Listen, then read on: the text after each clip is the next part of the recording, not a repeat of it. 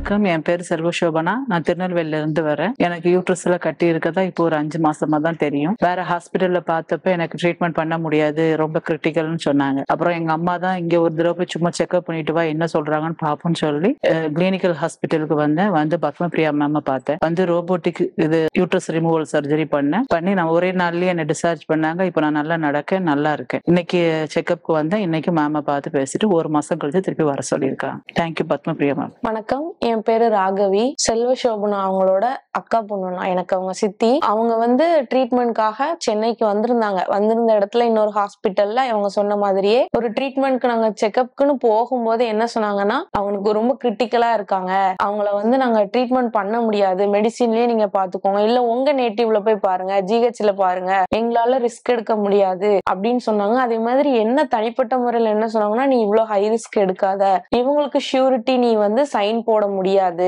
இவங்களுக்கு வந்து நீங்க அப்படி சைன் பண்ணி நீங்க இவ்வளவு பெரிய ரிஸ்க் எடுக்க வேண்டாம் அப்படின்னு என்னையும் தனிப்பட்ட முறையில சொன்னாங்க.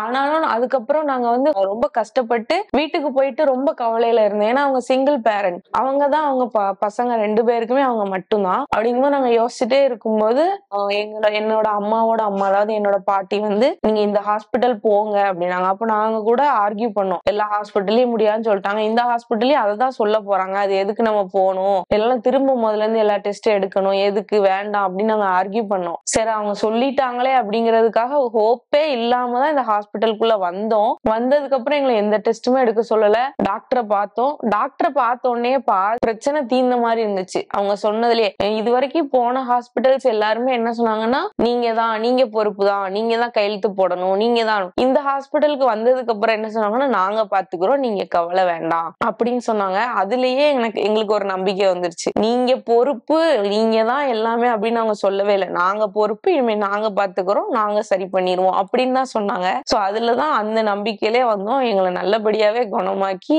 கொடுத்துட்டாங்க. நீங்க மறுநாள் நடந்து போயிருவீங்க, ஆபரேஷன் பண்ணி மறுநாள் நீங்க நடந்துதான் போவீங்க. நாங்க அதே மாதிரி நாங்க நடந்துதான் எங்க சித்திய வந்து அனுப்புனாங்க. அதுல வந்து எங்களுக்கு ரொம்ப ஒரு நம்பிக்கை. இதுக்கப்புறம் எந்த ஒரு ட்ரீட்மெண்ட்னாலும் நம்பி நாங்க இங்க வர்ற மாதிரி ஒரு நம்பிக்கை கொடுத்துருக்காங்க பத்மா மேம். ரொம்ப நன்றி.